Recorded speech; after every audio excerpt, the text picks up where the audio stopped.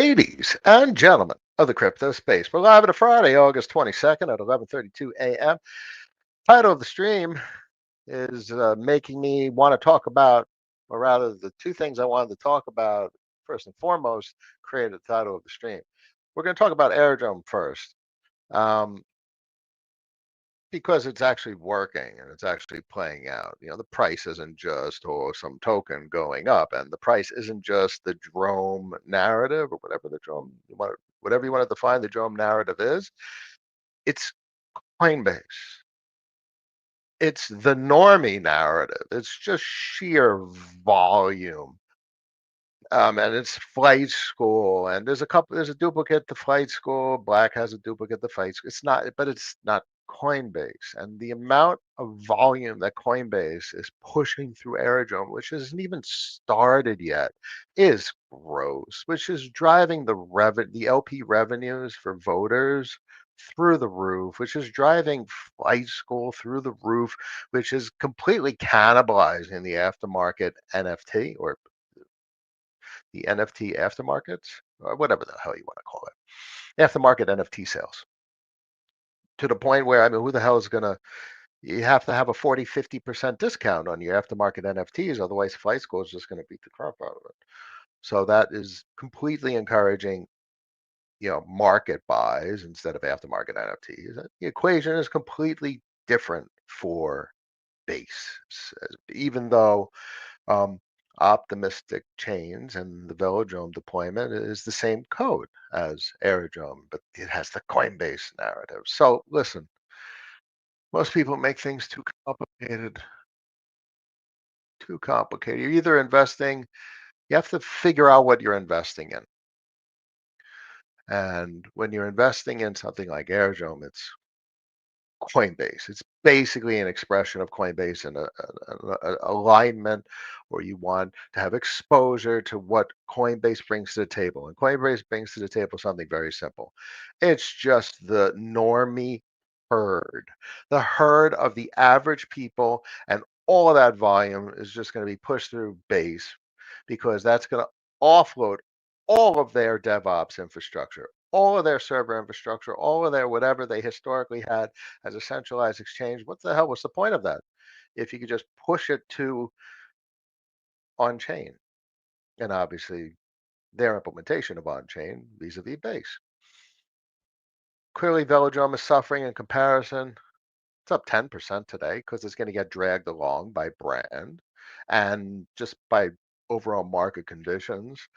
And it has this extraordinary technological narrative. I I love the technology bit. The tech is great. Tech isn't always the best investment. We've been saying that for years.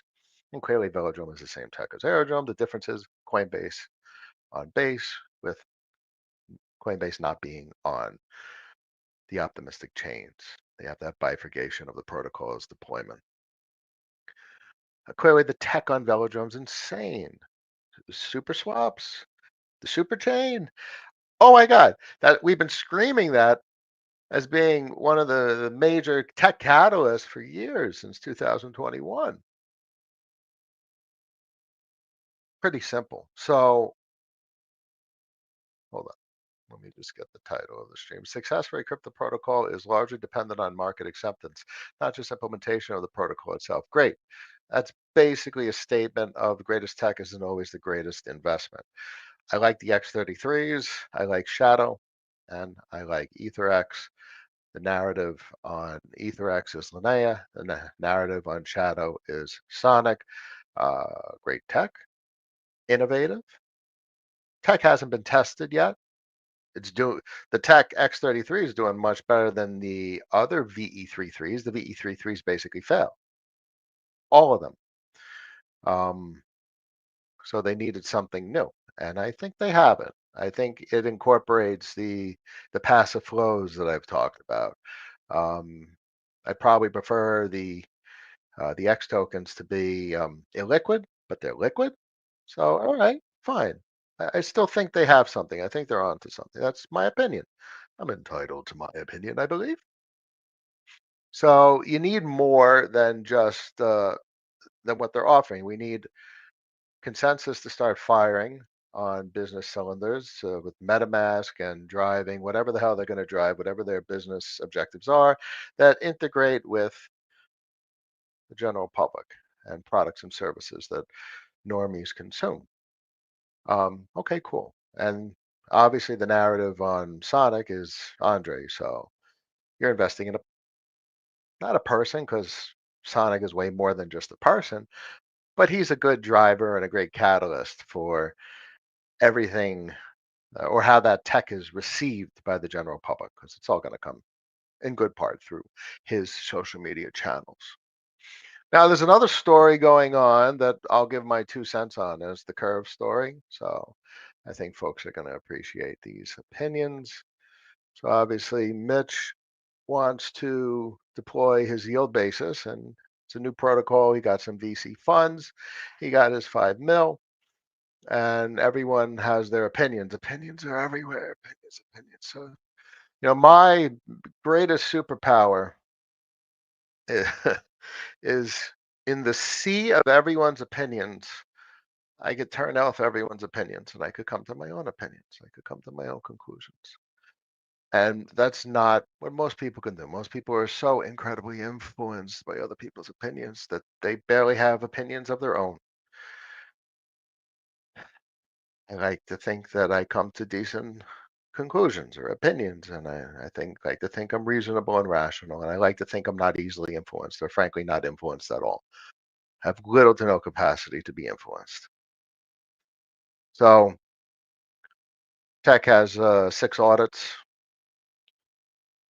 This is his presentation for deployment, and uh, he has modified Curve LPs that suit Forex as well as yield basis functionality, and wants a 60 mil credit facility out the gate, access to 60 mil in credit, and there's obviously risks there, and I appreciate that, but I think they're relatively contained because I'm not too worried about that. It's not something that's on my mind. I think CRVUSD is quite self-contained. Um, I don't think it would be delivered to yield basis prior to it being requested by a yield basis deposit. So it's kind of like the peg keepers having access to a cap on CRVUSD.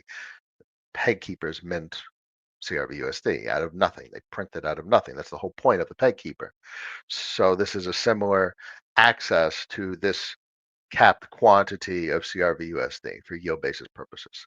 So that's the comparison that I see there. So I just don't see the risk and fear that others are seeing. Just don't. Now, obviously, it would have been nice if Mitch decided to deploy just directly with Curve, or there's a couple of different variations where Curve could have provided the 5 mil in VC funds. So that's a consideration. It's a reasonable statement. And then I come to my position, my opinion. That isn't what he did, and he did what he did because of what he did. And who else wrote this protocol? Who wrote this idea? This who manifested it? He did. So he has that great discretionary capacity. This is his project. Do whatever the hell he wants to do. We're all individuals. So I'm here to judge anyone. What I am here to do is make the best possible choices given the information that I have access to. My opinion is I'm excited for this. And a 60 mil credit facility, I see tremendous gain. All I see is the net positive. I see yield basis being highly attractive and a tremendous supply sink. And it's not just a supply sink in where the CRVUSD minted is it's not a negative on the peg because it goes directly into LP with the yield basis deposit. I see a supply sink in that as the arbitrage starts to occur and the aggregators start to express transactions with CRVUSD as an intermediary, as the denominator of sorts, I eventually see increased CRVUSD mints. I mean, literally, the RBots will just mint CRVUSD just to arbitrage because obviously you could buy from the open market. But as you start to get into the large economics, and that's what I think folks are missing, the large economics, $100 billion, half a trillion. What happens if there's $10 billion worth of CRV USD out there? Oh my God! Now you're literally in a scale that only two other stable coins have entered, and that's USDC and USDT. Dare CRVUSD become competitive? 50 billion with USDC? That would just be weird. So once you get into these large numbers, that's where I see the minting of CRVUSD being just an arbitrage. And there's an interest rate associated with that. And clearly, the minting of CRVUSD for purposes of yield basis doesn't have an interest rate because that interest rate is directed towards the yield basis protocol to facilitate, the the avoidance of impermanent losses. That's how um, there's net positive for the depositor, the yield basis depositor, and and with uh, the analyses and the runtime um, inspections of how these algorithms perform is quite impressive. Uh, just the mere concept of how the impermanent loss is resolved as compared to predecessor. Um, this just makes sense. And you can't do it. You can't do the yield basis concept without a fully functional and self-sustaining stablecoin implementation. And I just don't think that the other stablecoins are best suited for this. I don't think any of them are capable of this. The way CRVUSD handles peg management, the way it handles interest rates, the way it handles liquidation, soft liquidation. This is the best stablecoin to do this with, and frankly, that I'm pretty sure it's Mitch's conclusion as well. So I see this as a synergistic opportunity. In CRVUSD is going to be limited. Every stablecoin is limited because, and this is where other stablecoins have failed historically. All stablecoins are limited by peg management responsibilities and requirements. You can only mint so much. You have to raise interest rates, otherwise, peg deviation. It just is what it is. So you have to maintain the integrity of the stablecoin above everything, which is going to limit your growth capacity. Unless you're able to introduce an outsized quantity of stablecoin into a controlled environment. That's exactly what yield basis is a controlled environment that could absorb large supply of CRVUSD, bringing it into accessible liquid market, accessible to aggregators, um, without introducing downside peg pressure. So otherwise, if you're minting CRVUSD, the odds are you're spending it, and if you're spending it, it's downside peg pressure. But if you're minting it for purposes of pairing with a deposit to yield basis, that's also supply sync. So it's getting minted directly into a supply sync. So I appreciate how Mitch has described that. And I think to me, this all makes sense. To me, all the risks that folks are seeing are just not going towards that extreme, that limit of vision of where these markets are heading. When you, if there's $10 billion worth of CRVUSD out there, everything is going to route through CRVUSD. It's going to all route. It's going to become the denominator. That means all transactions are going to be running through Curve, and that means you're going to have all the arbitrage running through Curve. That's where your transaction fees come from. And clearly, the yield basis pools, the transaction fees go to resolve the impermanent loss, but all the arbitrage is going to be going through the other pools.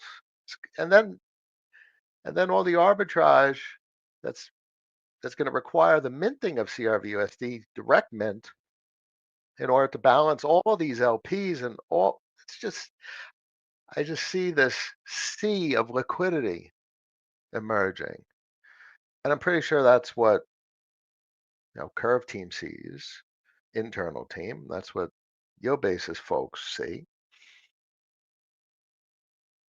If I see it, they see it. So risk considered, and clearly there could have been infinite different variations in deployment. There's choice involved. This is Mish's choice. It's his brain. It's his protocol. Who's going to do what? What are we going to do? We're gonna try and strong arm him into adjust. So if you want like a little fee for the mint instead of having a access to the 60 mil credit facility, you have 0.1% interest rate or hard coded interest rate. Okay, that's going to require reevaluation of the calculations. How's that going to impact yield basis? How's it going to impact anything? These are just some of the simulations. It requires a full reevaluation. And I don't think we need it. So I'm speaking from an interest in VECRV. I don't think we need it. I think this unto itself has the capacity to just establish CRVUSD as the denominator. That's my opinion. Um, so all in all, I approve of the credit facility. All in all, I understand it's 0%, and that's fine. I see the aggregator effect. I just it just seems enormous. You got to understand where we are in this in the overall markets. That's what people are missing. There's only a couple $100 billion of stable coins. Most are USDT, a good part of USDC, and the rest are relative minorities.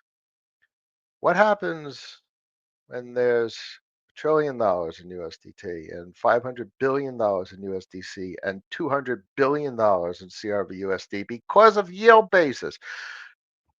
$200 of my God, these numbers, everything will route through it. What happens if CRVUSD becomes competitive with USDC with regard to routing? Jesus, that's just a weird one to even contemplate. And then USDC just becomes a payment stablecoin. That's cool. You need payment stablecoins. It's good, but you also need your euro dollar market in these crypto emerging markets, and that's what CRVC is, a euro dollar product. It's it's a a liability. It's a great technological implementation of a dollar liability. That's what it is. All right. So that's my opinion. I approve. Thank you very much. I don't need to think about it too much. Fitty comes in from the left. Um, Everyone's pushing back against Mitch basis. I don't have enough leverage. I don't have any significant impact on the convex vote. So that's going to be what it's going to be. I bet you all this stuff passes anyway because the large curve whales. I bet you the large curve whales could pass this vote. Um, that's probably what's going to play out. I don't think it gets delayed. I don't think people get frustrated with having to reevaluate algorithms. I just think it goes smoothly. But I'm cursed as an eternal optimist. I see the good in people. I've rarely been burned by seeing the good in people. I usually avoid shitty situations quite well. I avoid excessive risk, and I think this is a good. I see this as a good situation. No, there's always a first time for everything where I make a wrong observation, but I see this as good. I see Michael as a good actor, and one day I'll be wrong, but I don't think I am today. Go get him, Michael. I think this will all pass, and even with the frictions, I think it'll just be smooth sailing sooner rather than later. Um, Holy shit, 152. That's crazy. Joel in the house. Good morning, Cap. The hook from back to class. Welcome, welcome. Everybody's looking at Arrow. Are you enjoying the paycheck from Velo? Seems like a great value bet right now. It's literally doing nothing in the chart for a year. Can you do a Captain Monologue? Velo is great tech, and Velo pays very well. Just pays very well. It pays just as well as Aerodrome. You go to the vote page, I mean, you're talking about 30 something percent, and that's your best. You're getting 30 something. If you're voting on USDC WETH on mainnet, you're getting the 32 because that's not going to dilute much. Um, and then if you are aggressive with the voting, you could probably squeeze out a little bit more. Yeah, so I happen to Velodrome's. That's cool. That number, that cash flow is insane. So the volatility is there in the principal, but the cash flow is certainly there. Um, Nothing has changed with regard to the technology narrative. Super swaps is insane. Seamless cross chain is insane tech. So the market will appreciate that, and it seems like the market is appreciating it today, up 10%. Stuck in this channel, whereas Aerodrome clearly broke its channel as pushing up toward previous all-time high. Velodrome is not near its all-time. It's basically the same chart. And the odds are, my speculation is Velodrome is just lagging. The whole market is relatively lagging, except a few outliers. And that's the whole point of a constructive, well-sized portfolio. Hope that helps. Dean, hey, Cap present. Always a pleasure. Arrow, good morning. Can you please explain your concerns that the Curve community has with yield basis? I haven't kept up with them for most part. Yeah, I hope that helps. I obviously did that. That's my 2 cents. I think smart people are doing exactly what smart people do. They're overthinking things. And I don't fear many things. So I don't see bad intentions here. I see trade-offs. I see choices being made. I see individual decisions being made based on people's interests. It's Mitch's interest to do what he wants to do. And I think this interest is going to be an extraordinary benefit to the Curve business. That's my opinion. Hope that helps. Arrow, arrow, arrow, arrow. Arrow is nuts. Yes. Absolutely wild what it's doing. 19% of the day, buck 50. Oh my God. You didn't have to buy at 20. The potential, if you got anywhere in this range, I think was it could potentially be an extraordinary buy. If you got between 80 cents and 50 cents. So that's a 30-cent range. The Coinbase narrative is just insane. If they're at 5% integration and there's another 95% volume, whatever the hell is going to play out to go, the potential is extraordinary. And I don't care about the price. What's most interesting to me is the cash flow considering the price appreciation. So if you go to Arrow and you go to vote and you see your APRs, let's look at the APR for 27%. So there's your base APR because that's on the largest LP.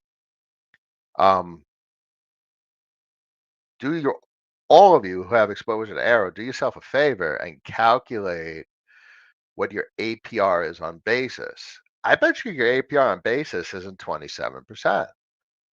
Right now, my APR is pretty much like 80% on basis.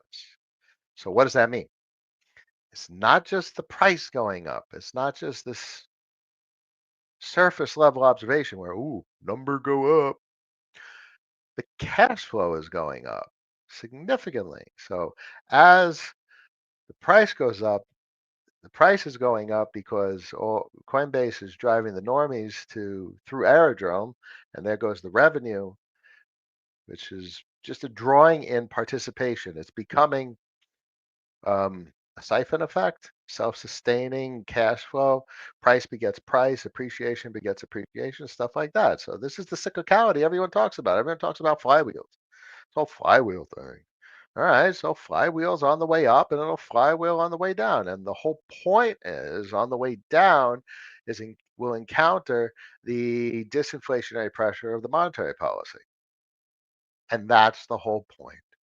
It will outperform to the upside. It will come down because of the emissions, but those emissions are decreasing week over week in the drone implementation, of course. And that's the point. I expect there to be higher overshoots to the upside and higher lows to the downside over larger amounts of time because this is literally just like a year and change. Uh, What is this? Coinbase has Aerodrome since February of 24. Guys, it's August of 2025. This is a year and a half. A year and a half. This is not even a quote unquote 4-year Bitcoin cycle. I mean, come on. A year and a half, and people are trying to understand what is the potential and future for these businesses. You're going to get nothing after a year and a half. I mean, literally check back in like 2028. Give it 3 years from now, 2020, 2030. I mean, at least you gotta let some years pass. And that's the whole point of the investment mentality I have. It's all you need is a couple of these businesses that are successful, like, and they last, and they thrive, and they grow roots, and they become the infrastructure. You're gonna own infrastructure for what this is gonna become by 2030? Holy shit. All you need to do is have like two out of 10. You get two protocols out of 10 right into what this is going to become in 2030. You could have 8 protocols go to zero. And you get two of them right and you're done. That's my opinion. And that's generally my expectation. I expect and I wouldn't care if the vast majority of protocols in my portfolio go to zero. And my expectation is if I get one or two right, that's all you need.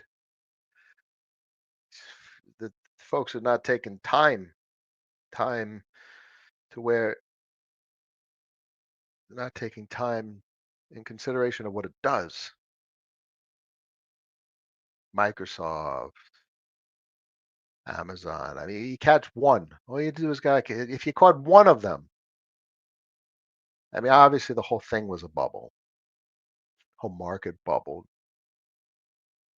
but there was a lot of peers to Intel, a lot of peers to Amazon, a lot of peers to Microsoft. And I'm sure everyone was like, oh, who's the next Microsoft is comparable to who's the next Drone, who's the next Kingdom, who's the next Curve, who's the next. So I hate that idea. Who's the next Bitcoin? It just shows. If you ever hear that, who's the next Bitcoin? I mean, clearly they didn't live through 2020, 2017. Uh, that was the entire story for 2017. Who's the next?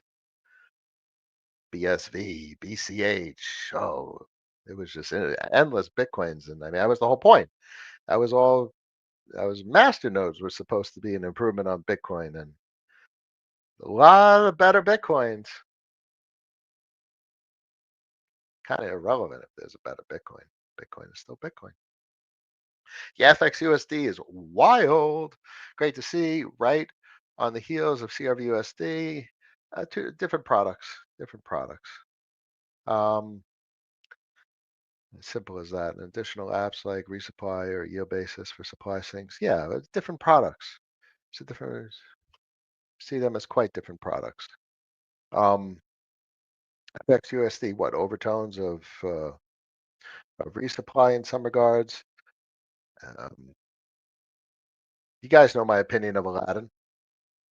Great product suite. All you need is a little bit of exposure. FXUSD and F of X, FXN does as well as everyone hopes it's going to do. That's going to drag along ALD. That's going to drag along Concentrator, and that's going to drag along um, Cleaver.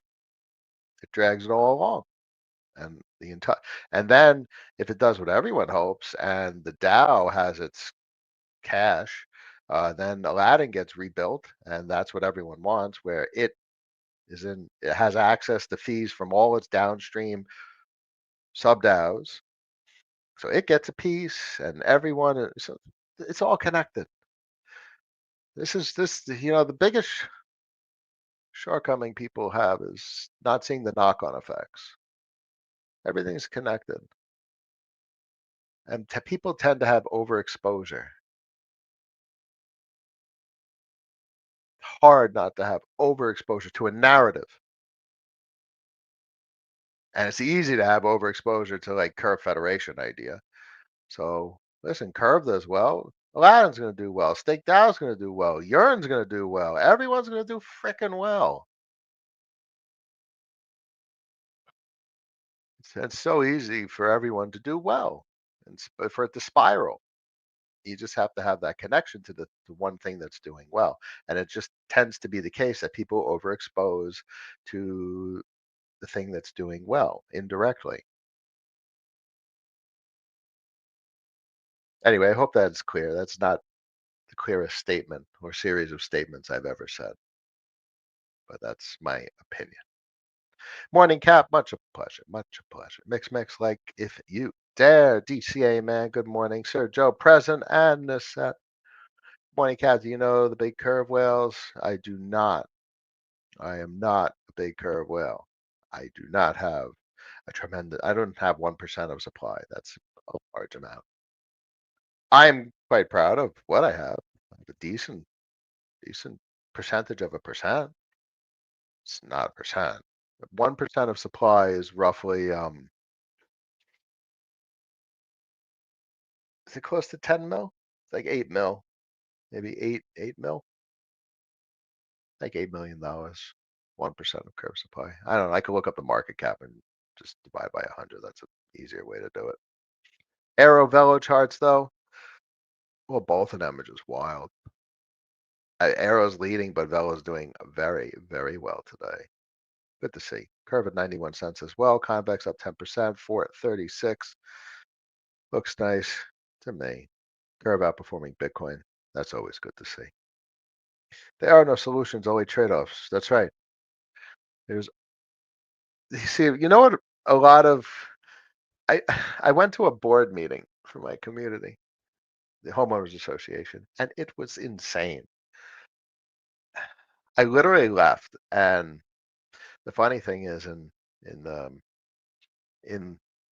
talking the social media that the community has, the unofficial social media, everyone's like, "Oh my God, that guy just left because he was tired of hearing the board." And I talked to my friend who was also at the meeting, and I'm telling him that everyone thinks I left because I was tired with the board, and I got up and left because I didn't want to hear another pissy resident complain and whine about bullshit. The stupidest arguments, the most irrational arguments. I just, it was just the opposite of what everyone thought. And I tend to think that. I tend to be that. I am contrarianism incarnate. I tend to think the opposite of what most people think because generally speaking, the most people are wrong. Most people overthink things. That's not a dig on anyone. That's just the statistical reality. Most people overthink things. So it's obviously a complex one because to understand the concept of crypto, it's complicated. So you have to think a lot. But what is overthinking? I don't know. That's what I avoid.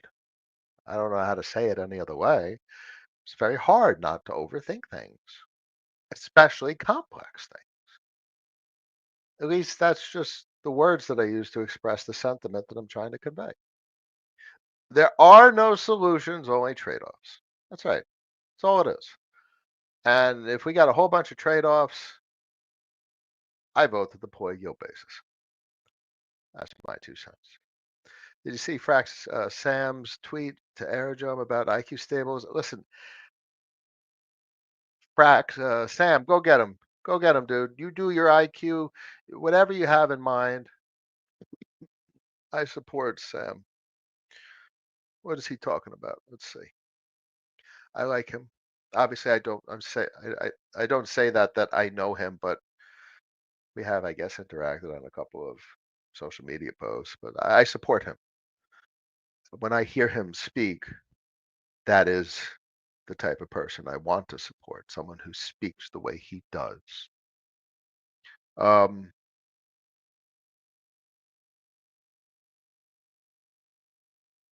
oh, Korean one. Okay. Oh, good. And Alex is in on it. There you go. Great. Go get him. All of you guys. Y'all belong in the big boys club. All of you. I don't belong in the big boys club. Like big CEOs of big corporations. But Alex and Sam and Mitch and all these boys that built the protocols. They belong in the big boys club. And the only part of that I expect is I saw that early that you guys are special. You guys are really smart, and I invested in you guys, and that's okay. You don't need to be the biggest winner. You don't need to be the best, most successful investor. You'll never get to where you want to be.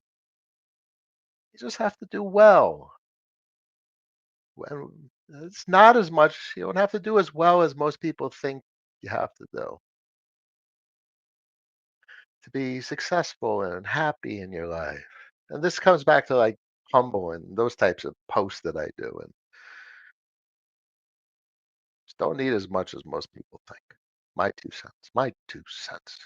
I reserve the right to have an opinion. And it's been much pleasure. The hook, thank you, Cap, for rational knowledge. But a concept, high cap in sauna, can't complain. Sauna changes everything. Talk about how to clear your mind. Enjoy. There's no better place. I've been I've changed my routine a bit. I tend to let the sauna get hot, very I don't it's not my sauna, it's my community, so I tend to make sure it's hot before I get in. So probably about 180 to 200 and then I'm in for about 20, 25 minutes if I'm pushing it. If I get past 30 minutes, I don't feel so well after. It's too much. About 20, 25 minutes at the 180 to 200. Maybe if I'm feeling a little spicy, I'll jump into the shower, ice cold shower, and I'll tack on another 5 minutes. Got to make sure you stay hydrated. If you don't feel good when you get out of the sauna, you've gone too far. So you gotta watch that. Don't overdo it. Know your body limits. Anyway, hope that helps, ladies and gentlemen. All right, Friday, August 22nd at 12:11 p.m. Thank you all for joining me. I appreciate everyone's kind words, support, all your expressions of rationality. And Stu coming in with a final opinion. Seeing locks as purchases helps you divorce from feelings like I need to sell or worrying about price. Instead, I want to make back the principal investment and continue cash flow. It's like buying a pizza shop. Yes, that's an old school story. All this concept of a pizza shop, which is like a convenience store, which is like whatever, CVS. So it's a business. Nobody's looking at the price of their business. Uh, Real estate folks did that, and they come up with this. What's the cap rate? What are you getting? 5 to 12% if you're fancy with your deductions. I'm like, all right, I want to get a little bit more. So um, I don't even want to make back the principal. I ignore the principal. So what I've done, my mentality where it's at, is I see my total net worth and I'm like, all right, fine, that's my total net worth. In the end, it's irrelevant. How much am I claiming on Friday? So as I've said a couple of years back, what I'll end up with in a couple of years is a chart of revenue. And that's all that matters. And over time, you should probably be getting more revenue if you made good investment choices. And clearly, you're going to have revenue that hopefully is going to adjust to inflation. So it's inflation sensitive. You want to beat inflation with your revenue. But that's crypto. Crypto, these revenues, it's a non monetized emerging market. The growth here implies these are the revenues from businesses that are yet to be monetized that they're going to outperform traditional businesses, especially because these are fintech businesses. So it's pretty simple. I don't care about my principal valuation. I could care less about my net worth. But obviously, if my cash flow is going up and to the right, the net worth is going to go up and to the right. But you can't do shit with your net worth, and nor should you want to. Certainly don't want to leverage it because you're risking your cash flow properties.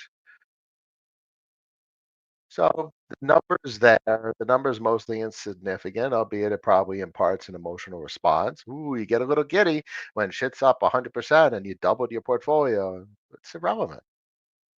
So the hardest part of being a good investor is mentally compartmentalizing this reality. You're looking at your net worth, but it's kind of irrelevant. You don't need to look at it. I don't know what this means, but trying to just express to you that sentiment of how I feel about the things that I do. How do I feel when I look at net worth? How do I feel when I look at the portfolio? What does it mean? What is the significance of it? And it doesn't really mean much. Cash flow means everything on Friday. And can you put $1,000 on a debit card and book 2 nights at a hotel and then put another 500 so you could go out to eat and I don't know. I'm just saying that that means everything because if you bank that and you did that on a debit card, you literally just define what you're able to do with your life for a weekend or however. Can you pay a bill? Changes your life. It affects your life. Your net worth does nothing except gives you bragging rights. And if you're bragging about your net worth, I'm not saying you and Stu. I'm saying people. If you're bragging about your net worth, oh, my net worth's up 100x, dude, then that's some serious like emotional something not healthy about that. But cloud? Oh, wealthy. Gives a fuck if you're wealthy, people. What matters is if you could make choices and decisions about your behaviors and your activities. Can you plan and prepare to take care of yourself and your family, especially your kids? That means everything. Arrow's doing well. Cash flow up is what counts. Well said, ladies and gentlemen. Thank you all for joining me. 138 people made it to the end of the stream and are all now a little bit more rational because of it. Quite strange, given Jackson Hole and the way the markets are, to have a light viewer count today.